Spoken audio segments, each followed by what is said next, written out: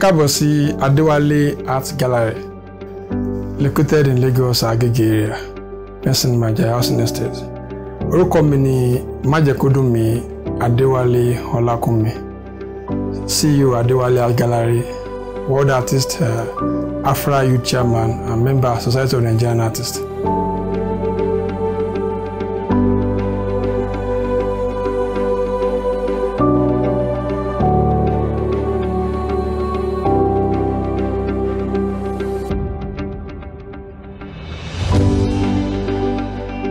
Nǹkan tó jẹ́ kí n dá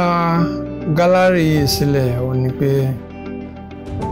mo ní ìdánilójú pé gbogbo rògbòdìyàn tó ń ṣẹlẹ̀ nínú gbogbo ìlú káàkiri àgbáláyé nípasẹ̀ iṣẹ́ tí mo yàn láàyò yẹn artist and visual artist, iṣẹ́ àyàwòrán. Mo ní ìdánilójú pé pẹ̀lú ìpasẹ̀ iṣẹ́ yìí mo lè mú àlàáfíà bá gbogbo orílẹ̀-èdè. So táwọn bá ń rí artwork mi, àwọn iṣẹ́ mi tí mo ṣe, mo máa fún wọn ní àlàáfíà nínú ọkàn wọn. Ìmísí Olúwa á dẹ̀ wà ní gbogbo àgbáláyé. Association yìí ó jẹ́ Afra is African Art Association. So nǹkan tí association yìí ìgbìmọ̀pọ̀ yìí wà fún ni pé wọ́n ní ìdánilójú láti máa ran àwọn èèyàn lọ́wọ́ nípa iṣẹ́ àyàwòrán ní any stages tí wọ́n bá wà, láti make sure pé wọ́n gbé iṣẹ́ àyàwòrán wọn dé orílẹ̀-èdè gbogbo àgbáláyé ní Áfíríkà àti jákèjádò gbogbo àgbáláyé. So bọ́dì yìí, àjọṣepọ̀ association yìí wà fún láti jẹ́ kí gbogbo àwọn tó ń ṣiṣẹ́ àyàwòrán ní gbogbo àgbáláyé Áfíríkà, pẹ̀mí ní youth chairman ní Áfíríkà fún African Art Association. So ìdìmọ̀pọ̀ ẹ̀ ni pé láti jẹ́ káwọn artists ní gbogbo àgbáláyé, particularly in Africa and today gbogbo àgbáláyé all over, kọ́ mọ̀ nípa bó ṣe máa ràn wọ́n lọ́wọ́, bó máa guide wọn láti lè sọ̀rọ̀ nípa African art, to push African art to the next part of the world.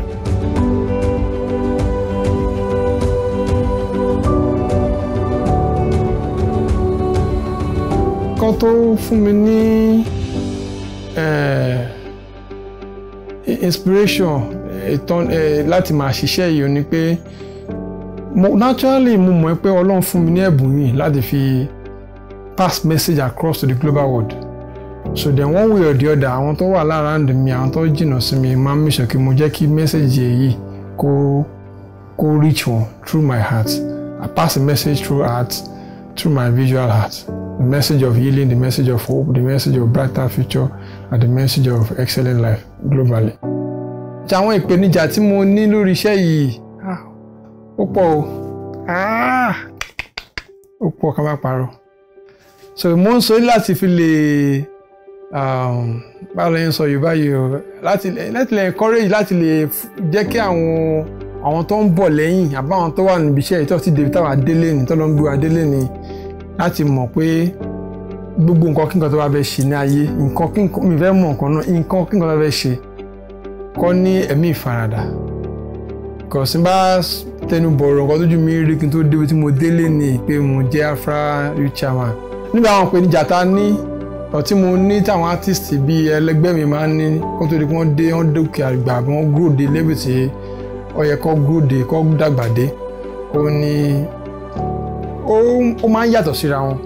But fún èmi particularly, there was a time tí mo ní health challenge, in fact it almost claimed my life, my totality. In fact ó fẹ́ gba gbogbo ẹ̀mí mi tán ni.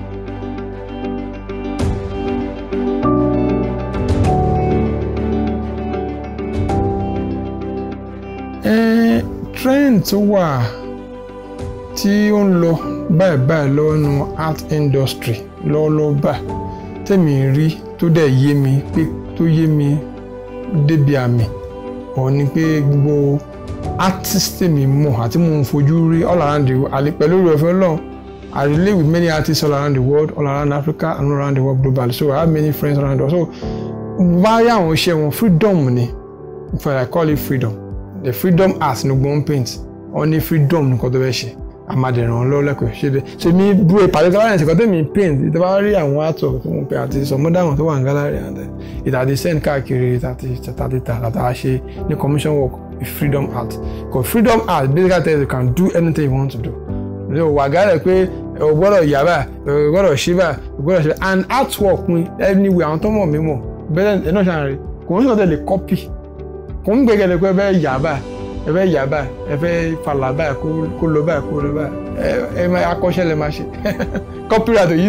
kò yí sí so akọ́ṣẹ́ so kò ń ṣe ọ̀tẹ̀ mi gan tí mo wò ó bì kan yà bó ṣe mí sí ẹ ṣe wá mo ṣe ń gbélẹ̀ that's why the work is unique on its own. Art mi ó bá mi sọ̀rọ̀ ní ọ̀nà púpọ̀ gbogbo nǹkan tí mo fẹ́ lò ní ayé yìí ó wà ní Bible so pẹ̀lú òye mi pẹ̀lú bíbélì mi ó jẹ́ kó yé mi pé gbogbo nǹkan tí n bá fẹ́ nínú ohun ayé yìí ó wà nínú ìkáwọ́ Ọlọ́run dẹ̀ ti fún ní oore ọ̀fẹ́ àti ààyè àti ẹ̀mí rẹ̀ lọ́wọ́ yìí so gbogbo ẹ̀mí gbàgbára tí mo bá ní máa fi make sure pé mo fi ń ṣe artwork tó máa bá mi sọ̀rọ̀ tí bá ń wò ìmísí tí bá ń rí bẹ̀ mí ní ìtumọ̀ tí bá ń rí lára artwork yẹn gangan ní mẹ́sẹ̀gì tí mo fẹ́ sọ so per time ní gbogbo ìgbà ní òrèkóòrè tí bá ní challenge bá ń dìbò àbọ̀dà nípa nǹkan I just look for my artwork I look at it bá ti ń wò màá rí àwọn ìtumọ̀ ara máa tù mí nǹkan wà bó máa ń ṣe fáwọn èèyàn náà ní artwork is therapeutic ó wà healing so ó máa ń fún yàn ní ìtura máa rí meaning máa wo line máa wo colour máa rí meaning so you be getting much more better.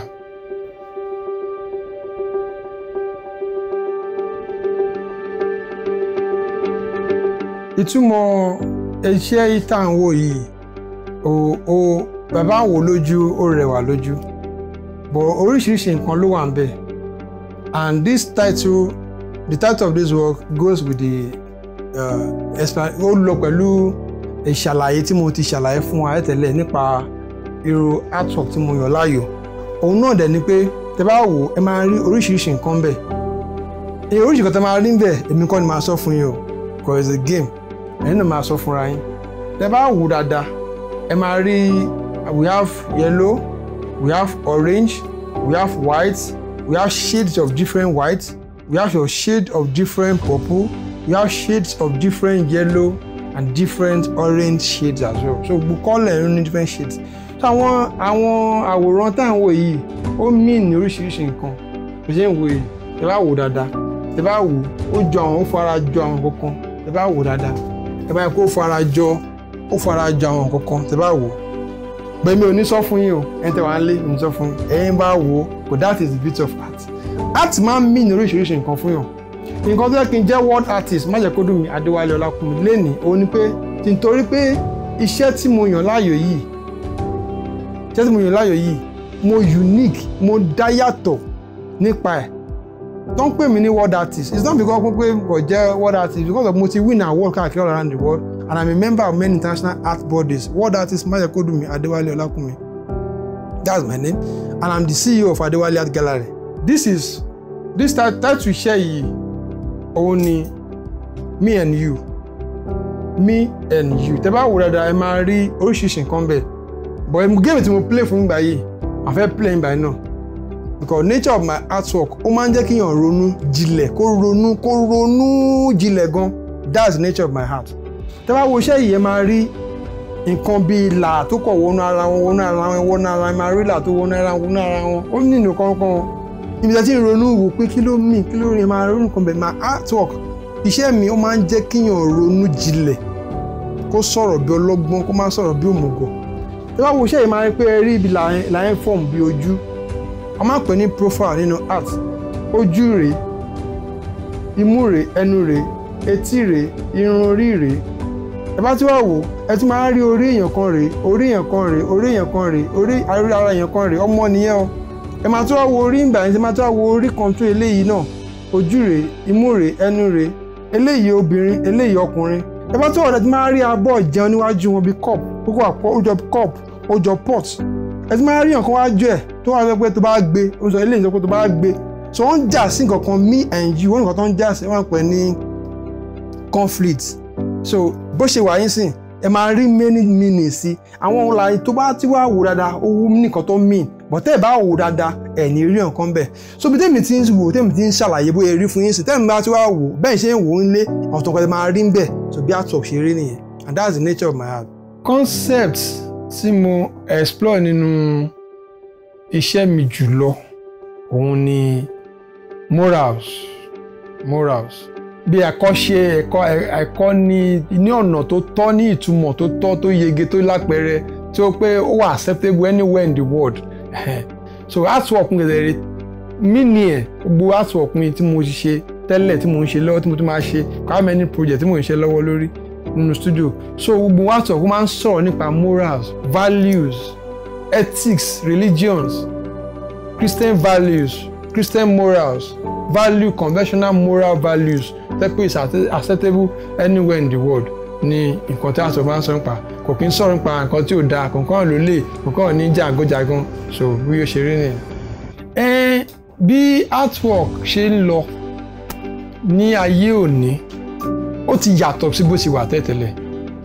all over the world thank God gbogbo àgbáláyé ti change gbogbo nǹkan ti yí padà ní gbogbo orílẹ̀-èdè gbogbo àgbáláyé gbogbo nǹkan ti yí padà nǹkan tó jẹ́ kókó tó ṣe kókó ń bẹ ni pé áàtì tá mọ̀ lánàá òun náà la ṣe mọ̀ lẹ́nìí ó kàn change yìí kàn sí ní small modernity díẹ̀díẹ̀ pẹ́pẹ́pẹ́pẹ́ ní bọ̀kankan náà ṣì ni ẹbẹ̀ kí wà lè jẹ́ because tẹ bá rí àwọn áàtì táwọn bàbá wa bí Kọ́ládé Ọ̀ṣúnáwọ̀ ṣe àwọn bàbá Bruce Ọ̀nàbípayẹ̀ àwọn bíi Samuel Brighty àwọn bíi Kọ́ládé Ọ̀ṣúnáwọ̀ àwọn bíi Ṣọlá Fábíyì àwọn Mrs Balógun àwọn ọ̀gá wa bí àwọn ọ̀gá pọ̀ bá dá kọ́lápadà kan láìpẹ́ àwọn Kẹ́hìndé Adépégbà Olúsàvè àwọn ọ̀bá yẹn art tí wọ́n ṣe the same art iṣẹ́ apán iṣẹ́ àbá Mákanjọlá Austin àwọn ọ̀bá yẹn pọ̀ àwọn iṣẹ́ táwọn ọ̀bá yẹn ṣe tá a bá wò sí àwọn artwork tá à ń ṣe nísìnyìí àdàpọ̀ kò yàtọ̀ just little change láwọn bẹ́ẹ̀. And that is each artist of his spirit of freedom of ṣe tiwọn àwọn báyìí náà ṣe tiwọn tí àwọn ẹgbẹ́ máa sọ mini àti ọ̀tọ̀ ṣiṣẹ́ nǹkan tó máa bá ń bẹ̀ tó máa wò lọ bọ̀ the same meaning ni so style wọn tó yàtọ̀ yẹn lọ́kọ̀ yàtọ̀ ń bẹ̀ and the digital age tá à ń sọ yìí AI ti wà artwork ti wà káàkiri èmo ìjókòó wọn sí ní abẹ́rẹ́ bá wá mi AI máa fún ní concept mi abayẹn sọ̀rọ̀ AI ti ń ṣe court ó ti ń ṣe lawyer ó ń ṣe judges ó ń ṣe defendant ó ń ṣe many things ó ti ń judge case so AI ti ń ṣe artwork náà ń ṣe kòkò sí báyìí fẹ́ tó ọ̀nà AI tó a máa separate art because art náà ló bí AI odò tó bá dẹ̀ gbàgbé Orísun ẹ̀ ó ṣe tó àti gbẹ̀rẹ̀ gẹ́gẹ́ bí station tẹ̀ wá interview mi rí Orísun àbí so odò tó gbàgbé Orísun ṣe àti so a lè fi digital age sílẹ̀ torí ká gbàgbé pé art tẹ́lẹ̀tẹ́lẹ̀ ó ti parun kò lè parun ó wọnú ara wọn ni so art táwọn bá yẹn ṣe láwọn ìyá yẹn ṣe lọ́kùnrin àná pẹ̀lú àtàrà náà ṣe ń sìn art work ọba Adégbìtẹ́ and some other great artists I don't want to start mentioning because of time so art gbọ́n wọnú ara wọn pẹ̀lú àtàrin sìn ni.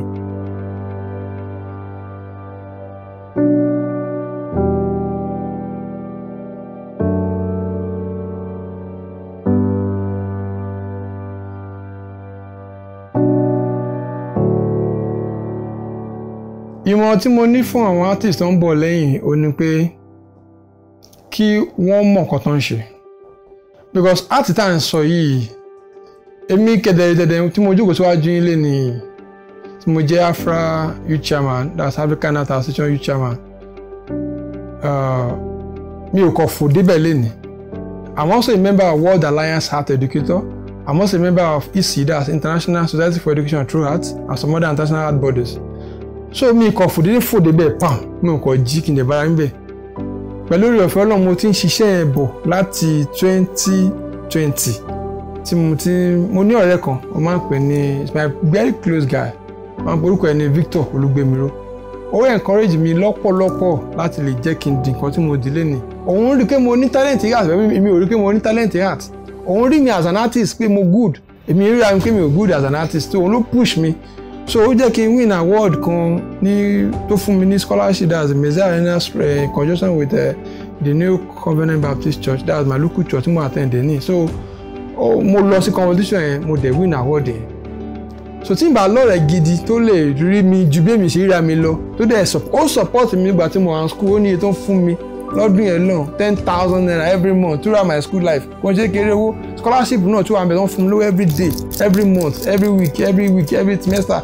every material money gbowó oògùn wọ́n take care wọ́n take care mi wọ́n fún welfare that's my church. And then also ẹ̀gbọ́n ẹni pé tí máa fọ̀ràn yọ̀ obìnrin pé tẹ́ bá ní nǹkan tẹ́ fẹ́ ṣe ní ọjọ́ iwájú ní iṣẹ́ àti yìí ẹ ní láti ní àwọn èèyàn gidi lára yín èèyàn bíi bàbá Adépọ̀jù kò ń ṣe family bó dúró tì bí bàbá ó mú bí ọmọ and some other men I don't want to start mentioning àyè nígbà àtọ́ mi báyìí so ó pọ̀ ìwọ ló máa mọ orí àwọn tó fẹ́ hẹ́pẹ́ tó dẹ̀ wọn tó ń lọ tó fi ní tasẹ̀ àgẹ̀rẹ̀ àdé máa mọ̀ nǹkan tó ń ṣe tó bá ń rí pé máa hẹ́pẹ́ tó bá hẹ́pẹ́ má pa rẹ̀ máa lọ ọjọ́ náà pèsè lẹ́bi tó máa rìn lọ láìsí wàhálà láìsí ìlà láìsí gbò.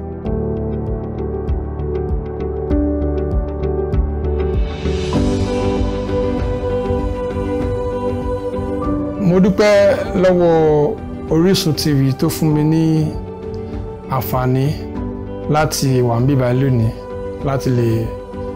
wá sí gálárì mi wá interview mi wá bífá mi ṣe fọ̀rọ̀ tó jómi tó rọrọ̀ nípa iṣẹ́ tí mo yàn láàyò. Then mo dúpẹ́ lọ́wọ́ ẹ̀yin òbí mi bàbá mi ti lọ ìyá mi ti lọ mo ní àwọn èèyàn bíi bàbá bí àwọn bíi ìyá lẹ́ra mi dúpẹ́ lọ́wọ́ ìyàwó mi Ọláyẹmí Majekodunmi Ọláyẹmí Majekodunmi mo dúpẹ́ lọ́wọ́ ẹ̀ mo dúpẹ́ lọ́wọ́ àwọn ńlọ mi náà mo dúpẹ́ lọ́wọ́ ẹbí ìyàwó mi mo dúpẹ́ lọ́wọ́ àwọn òbí mi àwọn sponsor mi mo dúpẹ́ gan the New Covenant Baptist Church Agege ẹ ṣé gan ẹ ṣé ẹ kú àdúrótì mo dúpẹ́ lọ́wọ́ àwọn sponsor àwọn lecturer mi tẹ́ ràn mí lọ́wọ́ school fún gbogbo project mo ṣe ẹ ṣé gan mo dúpẹ́ lọ́wọ́ gbogbo yín fún nǹkan tẹ́ ṣe ọlá máa rìn lọ́wọ́ gbogbo àdáwọ́lé yín a máa yọrí sí rẹ̀ ẹ ṣé.